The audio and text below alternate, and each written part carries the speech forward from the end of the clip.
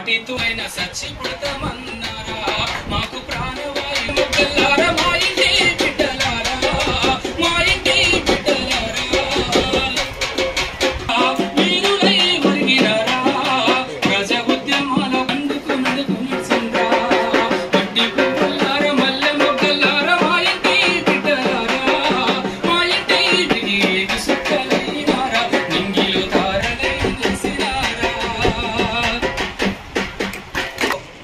Assistant professor గా కొనసాగుతూ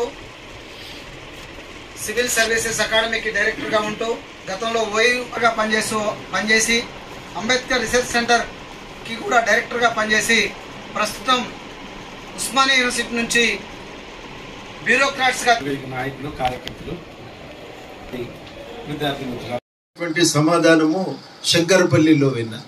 శంకరపల్లిలో కూడా ఇదే రకంగా శాంతా సిన్హా గారితో సర్వే చేస్తుంటే ఒక ఇంటికి వెళ్ళి అందరినీ అడుగుతున్నాం, ఇల్లు సర్వే చేస్తున్నాం పిల్లల విద్యాస్థితి గతుల గురించి.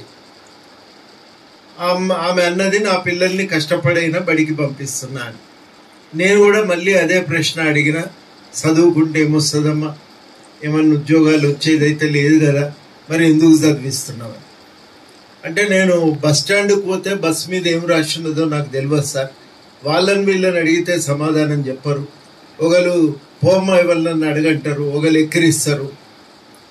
అదే నా మనవడు చదువుకొని నా ఎంబడి నిలబడ్డప్పుడు బస్ మీద ఏం రాసిందో చెప్తే నాకు ధైర్యం అనిపించేది అని చెప్పి ఆమె ఏమన్నదంటే, ఈ ప్రపంచాన్ని మనం రెండు కళ్ళు సంపూర్ణంగా చూపలేవు సార్, సంపూర్ణంగా చూపే మూడో కన్నే చదువు అని సమాధానం చెప్పారు. మార్పుకు చాలా కీలకమనే గుర్తింపు ఒకటి 90ల నాటికే చాలా బలంగా తెలంగాణ సమాజంలో గమనించిన. ఈ మార్పుకు తగ్గట్టుగా విద్యావకాశాలు లేవు అనే ఒక అసంతృప్తి అయితే సమాజంలో పెరిగిపోతూ వచ్చింది.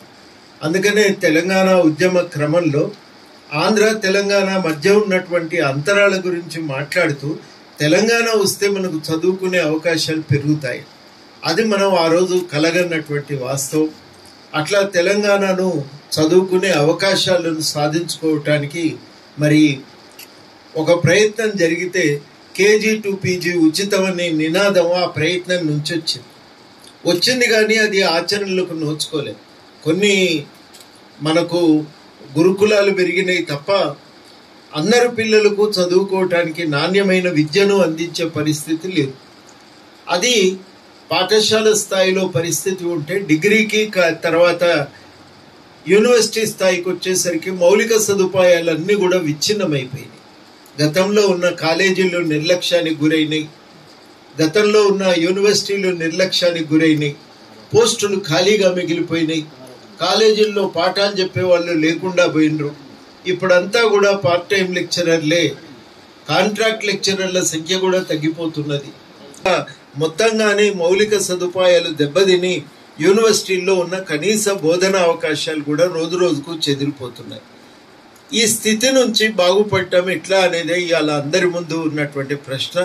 తప్పనిసరిగా అందరం కోరుకునేది పాఠశాల విద్య అవకాశాలు పెరగాలని, నాణ్యమైన విద్య ప్రతి పాఠశాలలో ప్రభుత్వ పాఠశాలలో దొరకాలి. ఒక్క గురుకులాలే కదా, అన్ని పాఠశాలలు గురుకుల స్థాయికి పెరగాలి, అంతర్జాతీయ స్థాయి పాఠశాలలుగా మారాలి. ఢిల్లీలో ఎట్లా ఉన్నాయో అట్లా మన దగ్గర కూడా పాఠశాలలు మారాలి.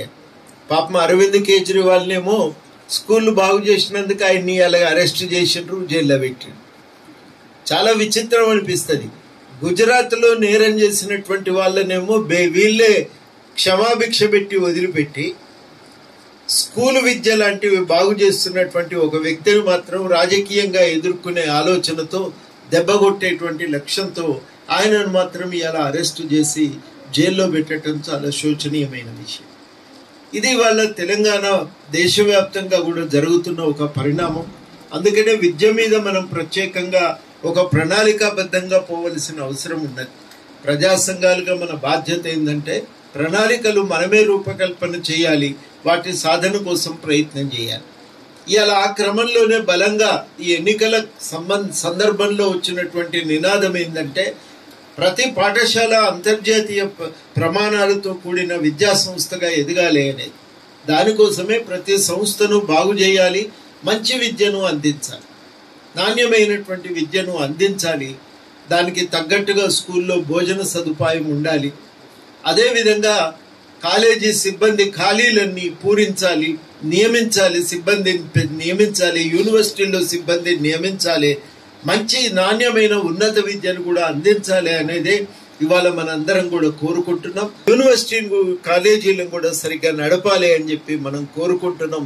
దానికి తగిన విధంగా పాలనా యంత్రాంగాలు దాన్ని అభివృద్ధి చేయటానికి పూనుకోవాలని కూడా మనం అందరము ఇవాళ కోరుతా ఉన్నాం.